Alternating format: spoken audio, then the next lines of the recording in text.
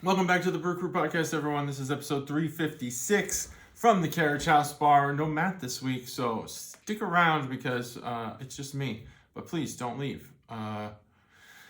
Today we're going to be doing a beer from a local brewery called Urban Artifact. I know I have Urban Artifact a lot, but Chugalo's Phil got me the subscription box, and I figure what better time to use it than in a solo episode when I'm not constantly feeding Matt Urban Artifact, even though he loves Urban Artifact. That way the podcast doesn't just do one brewery. But we're going to do that. We're going to do this coconut cranberry cookie American fruit tart, 6.8 ABV. And it is it's got a goose on a drone. There it is. That's the can art. But anyway, let's crack this baby open. I'm going to make sure that it's nice and mixed up. Urban Artifact, obviously, and as everyone knows, Cincinnati, Ohio. Let's see how this goes. Ooh, your Urban Artifacts. They know how to do the fruit tarts. They are a big sour brewer. For those who don't know, yeah, they got a lot of good stuff. They got some sours that are more like sour beers, some sours that are more like desserts. And some, in between. This one's not really a sour. It's a fruit tart, American fruit tart. But it is coconut cranberry cookie. Man, I gotta taste that cookie. What's your favorite cookie beer? Why don't you comment below? Oh, I gotta mention here, subscribe, people, subscribe. If you're watching this, you like this.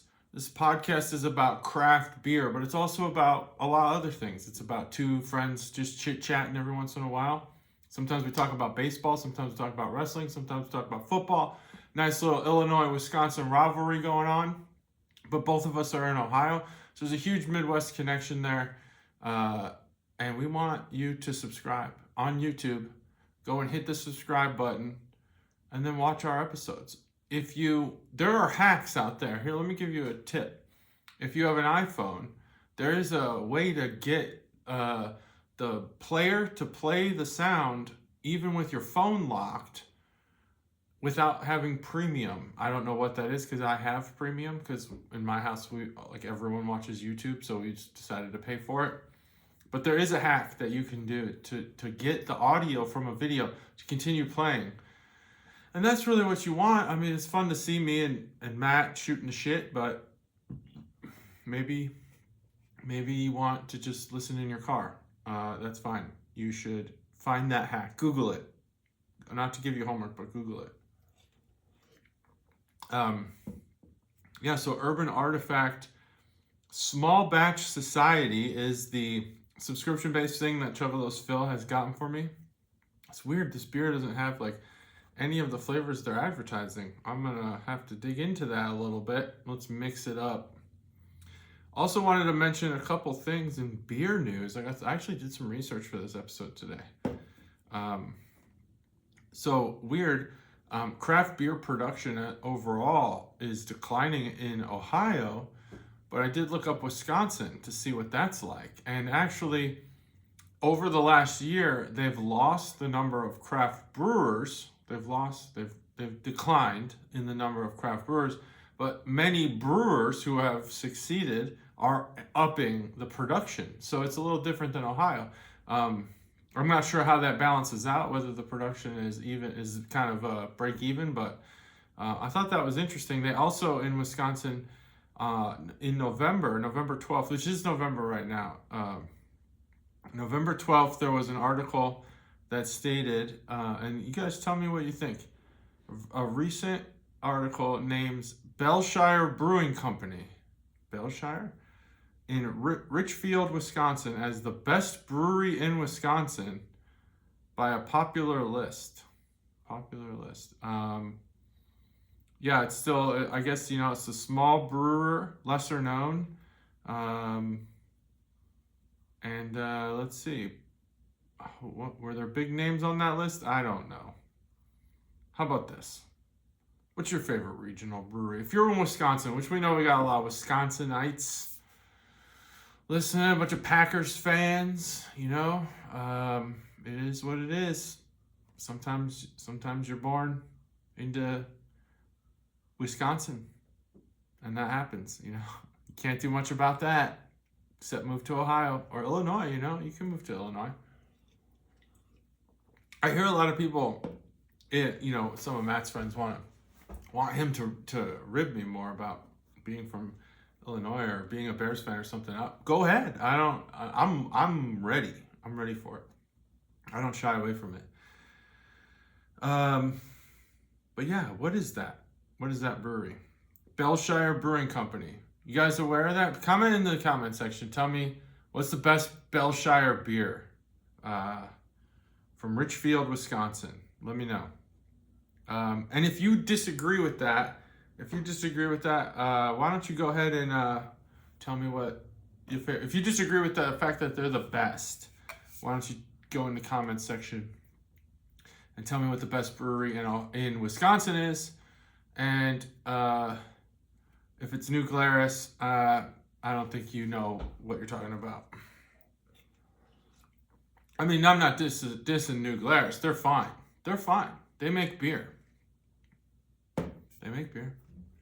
Is it the best brewery in Wisconsin? No.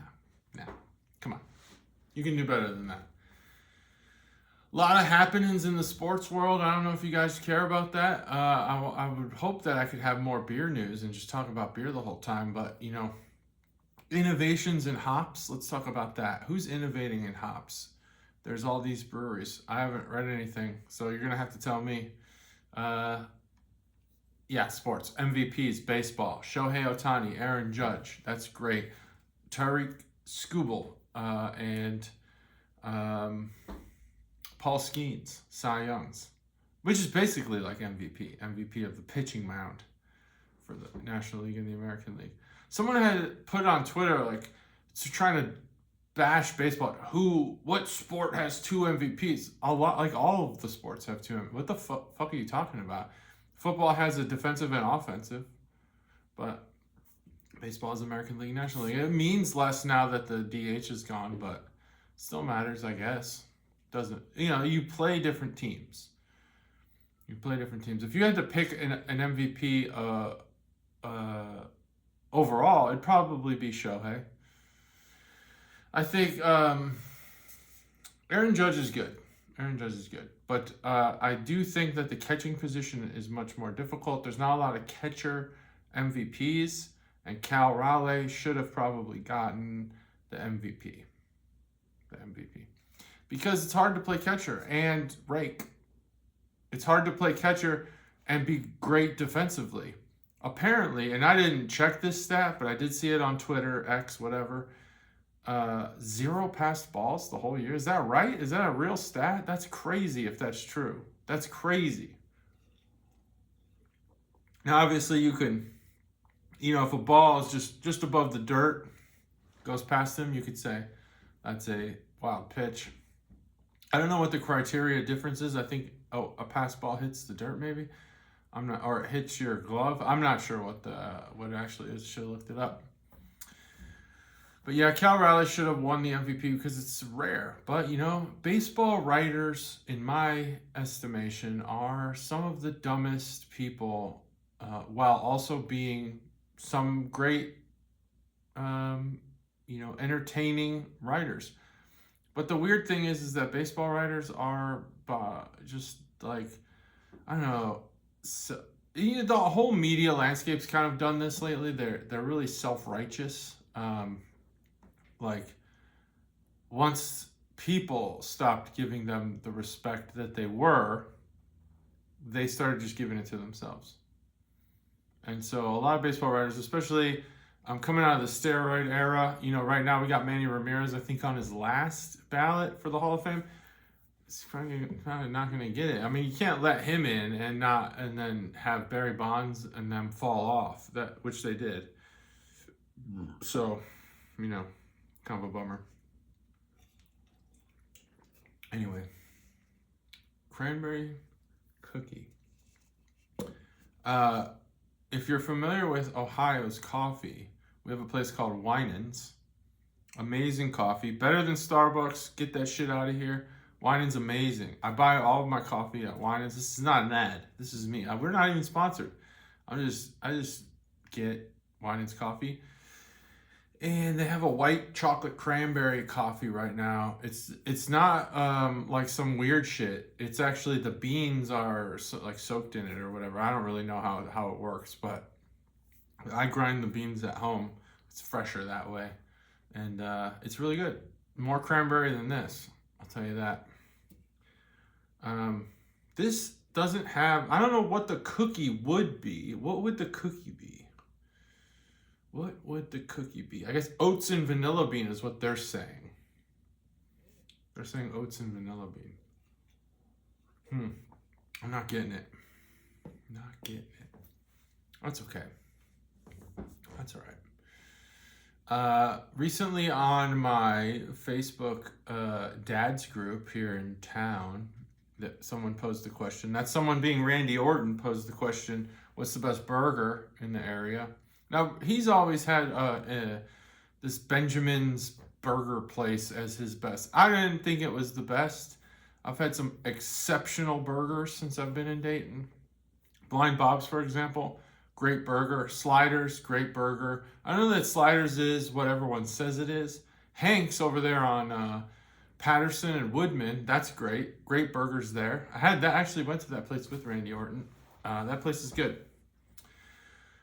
I heard on there a couple burgers that surprised me, and I'd like to get all of our Ohio friends' takes on it. Here's a couple places that were mentioned in that Facebook post that I have not had, so I would like to get your take.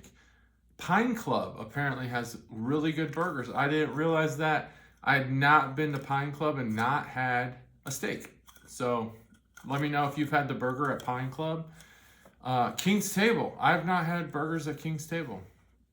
You should let me know how those are. I know there's got to be some people out there who've had burgers at King's Table. So tell me how they are. I've always had the tater tots or no food at all. I always just go there to drink beer and on like their 50 taps. Shout to King's Table. There was some other ones. There's this place that just opened up called Three Birds, right in Kettering, I think, or Dayton. Maybe it's Dayton. It's across from the Dairy Queen on Schroyer. And it used to be Carmel's for anyone who's familiar with the area. Now it's called Three Birds. There's something weird about that place. Something weirdly eerie about it. It's very, it's almost like, and I say this as like the whitest dude. It's kind of like it's too white in there. It's like, it's the movie Get Out. Like when they go to the people's, when they go to the party, you know, the outdoor party, the backyard party. It's like that. It's like a lot of like, I don't know. It's hard to say. A lot of white women in there, like just being like, look at me. I don't know. It's hard to say. And I'm not normally like that.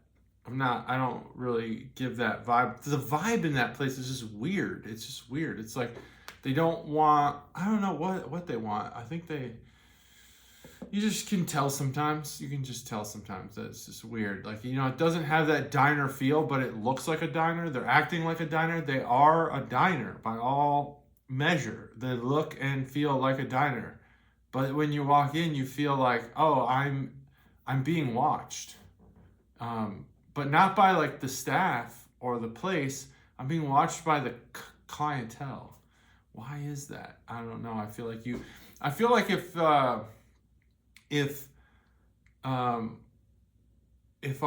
town's Facebook group was to manifest itself as a location, it'd be that place. Something weird about it. Something judgy about it. I don't know what it is. But they did have good burgers. I gotta give them that. The burgers were good. Not great, but good. Very good, actually. Very good. But there's better burgers in Dayton. Hands down, there are better burgers in Dayton. I'm trying to remember some of the other burgers I've had. I don't know, but what you could do is you could comment below. Also, if you live anywhere else, tell me what the best burger in your area was. Just make sure that you mention the location, so I don't go looking for it. You're talking about some place in Brookfield, Illinois, and I don't know what the hell you're talking about. I'm looking for it in Dayton. Don't do that. What are the best burgers? I'll tell you what, fast food wise, I've always been a big fan of the Whopper. I also do like the Dave's Double, you know, the classic double. But when McDonald's had that jalapeno double cheeseburger, that shit was fucking awesome. That was so good. And you know, fast food burgers are different. They're just, you could eat them with no teeth. All fast food burgers are oddly soft. Yeah, I don't know. The ingredients do matter, and I think McDonald's has superior pickles, but Burger King has all of the rest of the ingredients. And actually, I would say, I know Matt's not going to agree because he doesn't like tomatoes, but Wendy's has pretty good tomatoes. But I think if you're overall stacking a burger, Burger King's got it figured out, but the pickles at McDonald's are better. And when they had that jalapeno double cheeseburger, man, I couldn't get enough of that. I couldn't wait to leave the house to go get one of those. I'd go get it all the time. I eat it like every day. I wouldn't. I really only had it probably like a couple times, but it was awesome every time. So that's it. Best fast food burger, best local burger, best brewery in your area. Let's just hit the comments up. Let's flood the comments this episode. Flood the comments. That's what we're calling this episode. Flood the comments. So let's talk about this beer. Urban Artifact, I'm not going to talk too much about them. We talk about them all the time. They're great. Urban Artifact rules. It is awesome. This beer is not special. The cookie is not there. I'm guessing the oats and vanilla. You need, here's what I would recommend. I would get, if I was to make this, if I was to use oats and vanilla to make this cookie, I would amp up the oats, put some lactose in it, make it kind of like one of those creamy oatmeals like you would get from the Quaker things that you get those little baggies and you know, you put water in them. They have like the peaches and cream. Get the peaches out, just the, you know, cream and oats. And, or they have that, I think, cream oats. I don't know. I don't eat oats. Like, I'm just not like walking around with oats all the time. I know a lot of people do. They got instant oats. They got overnight oats. They got fucking steel cut oats. They got all kinds of oats. They got oats in a cup, oats in a bowl. I don't fucking know. But there's at least the shitty, you know, cheap Quaker ones that aren't shitty. They're good, actually. That's what you need to do. You need to amp up the creaminess. Not because it needs to be a creamier beer, but because it needs to be more cookie-like. And oats and vanilla don't do it. So that's it. Vanilla bean. Now there's vanilla bean and there's like vanilla whatever. There's like the Madagascar vanilla or whatever. What is that? That's like a string of vanilla. What is that? Is that like a spun bean? This beer's fine. It's good. Obviously it's good. It's Urban Artifact. I'm gonna give this beer a resounding 4.0. It's good. Just doesn't give me anything that I want from the flavor profile. So it gets a 4.0. That's episode 356. You've been amazing. Thanks for listening and not interrupting at all. Yeah, and that's it. That's 356. See you next week. Bye.